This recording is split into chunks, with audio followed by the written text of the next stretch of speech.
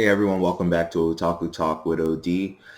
I am your host, and we will be talking about chapter 991 of One Piece. All right, let's get right into it. 頑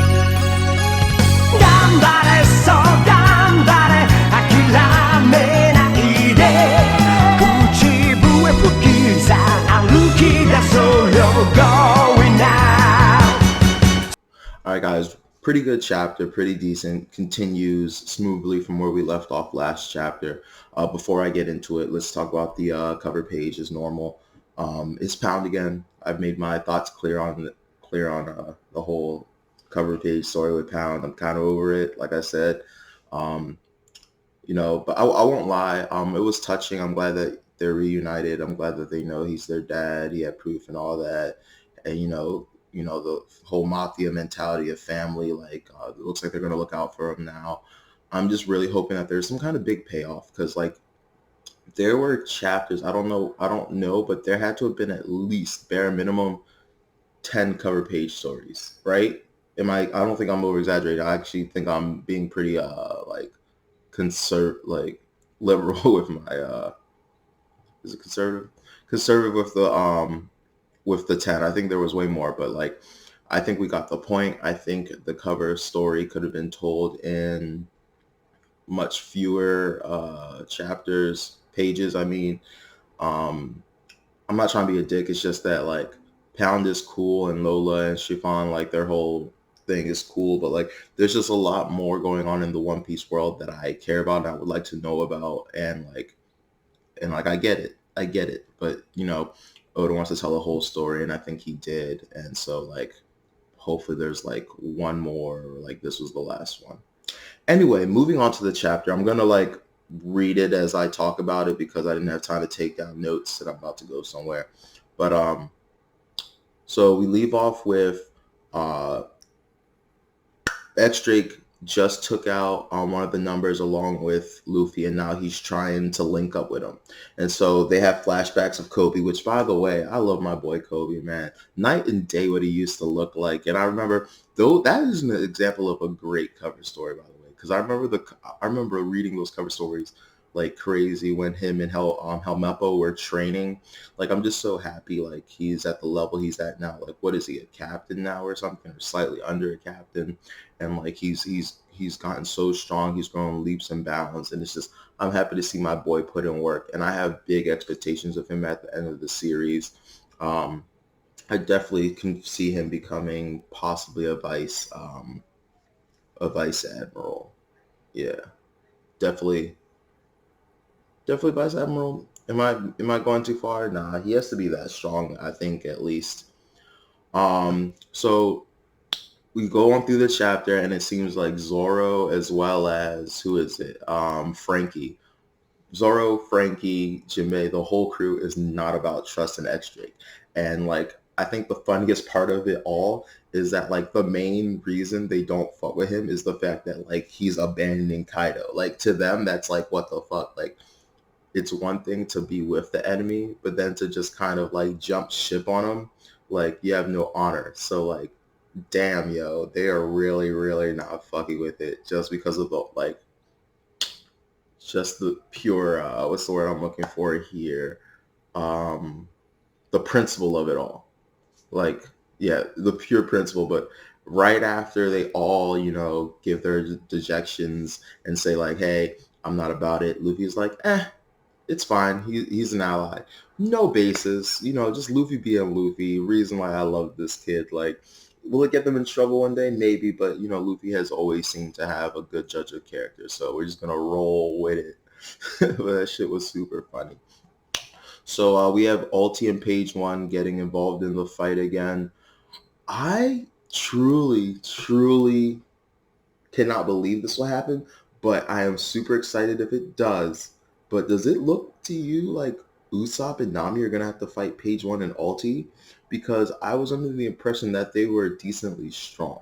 Now, like, of course, it seemed like Luffy could take him easily and Yamato could take him easily, but the fact that they survived hits from Luffy made me think that they were, certainly formidable opponents. So I didn't think there were anyone in the like class level of Usopp or Nami, but I could be greatly mistaken. But if Usopp and Nami get this fight against Ulti and Page One, that is something I will thoroughly enjoy because simply they're part of the Flying Six. They're the highest up, right under the headliners, and that to me is something significant for members of the weak trio to beat members of like Kaido's hierarchy. I think that'll say a lot. That means a lot. Like I said, I think in my last chapter review, I think the last time we got some really, really amazing like Straw Hat Pirate one on ones was Alabasta. Now a bunch of people are probably gonna correct me and be like, "What about Ennis Lobby?" Yes, but like a lot of weird things were happening in Ennis Lobby. Like that was when Sanji was fighting with kitchen knives in the kitchen and like a bunch of other stuff, and then you had Soga King and like um no problem with it, but like I feel like the last time we're like as the Straw Hat crew going up against another organization, I think like this is most akin to Alabasta. That's just my personal opinion. Feel free to disagree. So, but basically, I'm super excited about it. Yo, I was geeking. I was so confused. I had to read back like a couple times because I didn't go to the next panel. But when she was like, "My specialty is reptile extermination," blah blah, I was like, "Is that Nami saying that?" Also, I'm pretty sure. I was like, that's not a Climattack ability. That's like a Usopp Pop Green, right?" But it was just fucking Usopp behind her talking, pantomiming through her, and oh my god, that shit had me geeking. Yo, Oda's humor is by far, always superb, and I'm always about that. So that was great. I also love how Nami tells them to come at her and then runs away, and Usopp immediately calls her out on that, like your actions don't match your words. Once again, pure Oda comedy. I live for simple, basic stuff like that. Next up, we have Scratchman Apu coming back. Um, cool character. I've wanted to see a lot more of the supernovas. Also, did you guys know about this? I'm not sure how true this is. Actually, I am pretty sure how true it is because I think it came from Oda himself. But apparently all the supernovas were like created the chapter before. Like he had an idea what he wanted to do, but like the chapter they were in, apparently like a week before the chapter they were introduced, he created all the supernovas, which I just, I don't know if I can believe that. Like, yeah, Oda said that, but like for me, that would make him part of it makes me oh so I have two sides of a coin with this. The first side is he kind of lets me down a little bit because I'm the kind of like Oda stan that believes that like he has everything perfectly panned out, everything he does or has done, has been meticulous and that it fits into like a grander scheme. However, with how well fleshed out the supernovas are and some of their backgrounds, like for example, like Law. There's like people like Law and like Jewelry Bonnie and like who else? Uh, maybe not Kid, but there's like X Drake and all that stuff that like are so well developed and fleshed out that it makes me think there's no way in hell like you just came up with these guys on the spot. But anyway, getting back getting back to it, Apple is here. He's fighting them. Luffy's learned to cover his ears in his presence, but just like Scratchman said, you can't fight like that. So how are they gonna handle this? My best bet is they're gonna have to speed blitz him. Like you just can't let him play himself. That sounded funny. He goes on to talk about how the numbers were defeated so easily, and he says it's because they were wasted, which I call bullshit on. I think that even in a sober state, Luffy would have given them the same work, but that's a very interesting thing that Apu threw out there. Possibly Oda. I don't know if that's Oda talking through Apu saying, "Hey man, um, they're not that like easy to beat," or if that's Oda just showing like Scratchman, the way he's just kind of sleeping on the Straw Hat skill. We have another number that's using one of the other numbers as a weapon he's about to throw him, which is super fucked up. But we have, and then he's chasing after Frankie. That's fucking hilarious. And for some reason, even though Luffy okayed it, Zoro and X-Drake are still fucking fighting.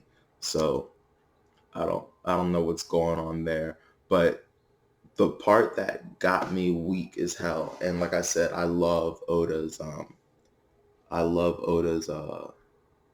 like comedy and stuff like that, is he's like, let me just fight this dude, and he's like, all right, whatever. They both go and attack Scratchman just out of the cut, and like, just the scenes like that cracking up because it's so One Piece, it's so iconic One Piece, random shit like that.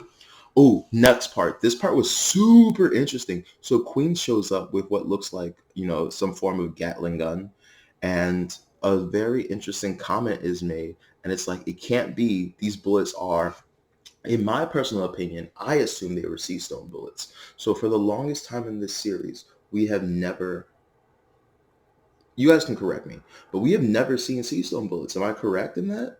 Because I'm pretty sure we've never seen sea stone bullets, and that's something fans have asked for a long time. Like, hey, where are the sea stone bullets? Like, a lot. The biggest thing I've always heard is sea stone sea stone is rare and costs a lot, so they can't afford to give every single Marine sea stone bullet. So like, to a certain degree, it makes sense. Also, like, if you're a high up fighter, you can just put hockey in your bullets.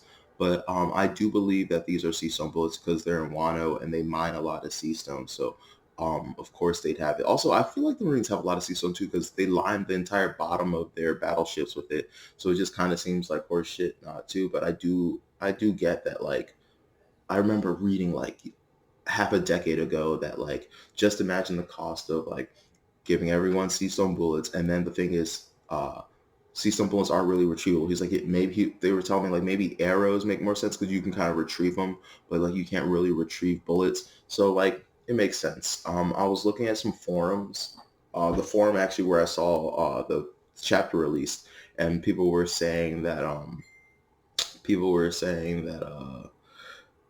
it may be poison. I doubt it. I don't know why they think it's poison, but it could be very well be poison. It's a good theory. I'm gonna stick with Sea Stone. And last but not least, we finish off with Jack. Jack got fucked up. Jack got fucked up, yo. Inu and Neku in Sulong form are ridiculous.